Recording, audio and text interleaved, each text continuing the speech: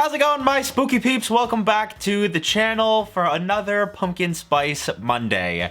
I have been sitting on this idea specifically for a couple years now, and today is the day.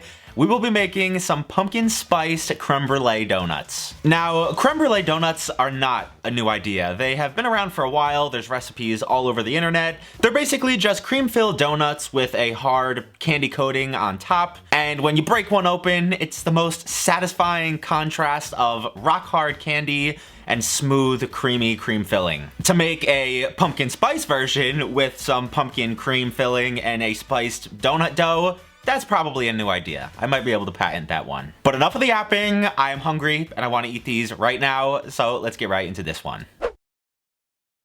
Once again, this recipe is going to come together in three main components. You've got your Boston cream-esque cream filling, the very soft, glutinous donut dough, and then the candy coating that we are going to dip our donuts into. To make all of that, you will need some granulated sugar and unsalted butter, some milk and all-purpose flour, lots of eggs, kosher salt, cornstarch, and vanilla extract. Half and half and some water, some instant yeast, pumpkin puree, and pumpkin pie spice. As well as some brown sugar, because I'm stupid and forgot to include it in the last shot. And let's get started with the thing that's going to take us the longest, the dough. This is a pretty standard donut dough recipe that's actually going to follow a very similar preparation to the brioche that I made a few weeks ago. You bloom your yeast with some warm milk and some sugar, and then add that in with everything else, your butter, your pumpkin pie spice, right into the bowl of your stand mixer and let that do all the work for you. Our dough blob gets risen the first time in a greased bowl just until doubled in size. I think mine took about an hour, but feel free to let yours go a little bit longer than that. And then once it is rolled out and punched into your donut circles, you cover it one more time and let it rise for about 15 to 20 minutes.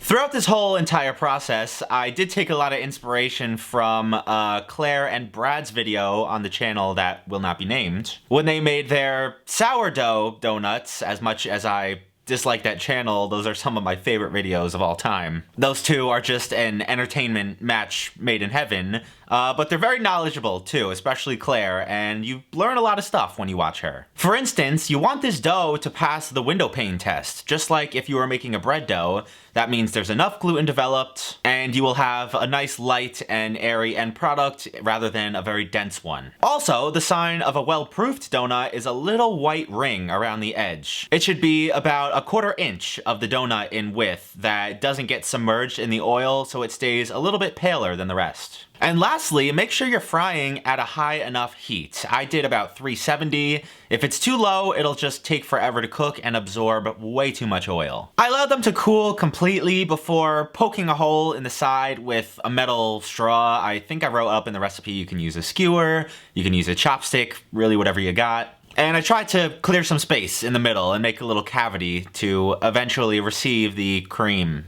It's just impossible to describe this process without, you know. Full disclaimer, unlike the brioche, where I basically developed that recipe from scratch, from nothing, this one I pretty much adapted a recipe from a channel called Savor Easy. You should definitely go check out their video. I'll leave it down in the description for you. But I did make some pretty drastic substitutions with ingredients, and especially the method. They don't use any kind of mixer. They let theirs rise for a lot longer than I do. And of course, I am spicing and pumpkinifying this at every possible step. I began working on the cream. This was actually simpler than I expected. You allow the brown sugar to dissolve in the milk and half, let it start steaming a little bit, and then just dump in that egg yolk mix that you had on the side. Stir it constantly until it starts to thicken up. You can gloss it up with some butter if you so choose. And then cover the top completely with plastic wrap. Make sure it's touching so it doesn't develop that disgusting film. And let it set in the fridge while we work on the very last component, the candy coating.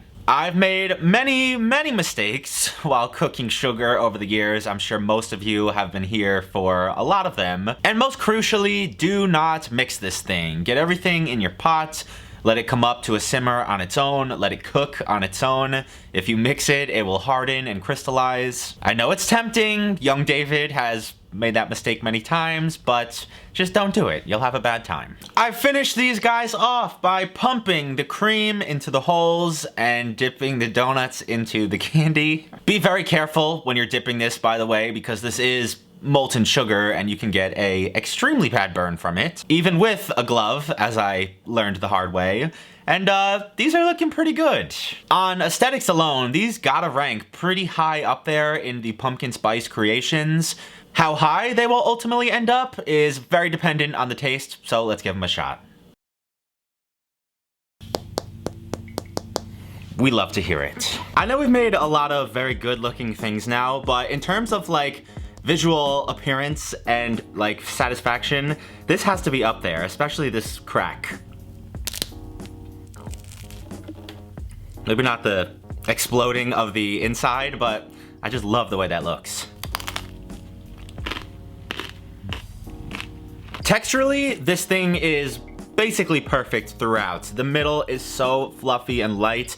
The top is obviously super crunchy and satisfying. The custard is so good. It's just a really good donut at its core. I think that's important. It's a very pleasant balance taste-wise too. It's not overly sweet at all. The only real sweet part is the top. For me, maybe next time I'd add even a little bit more sugar to the cream and obviously let it set up a little bit firmer. It's kind of on the runny side. There's always room for improvement in this house. I am very far from perfect. Another pretty strong success, I would say. I hope to see some of you guys making them. And if you do, make sure to post them on Twitter, Instagram, and tag me at David_Seymour1. Thanks for stopping by though. I hope you have a wonderful beginning of your week and I'll see you right back here next time. Peace.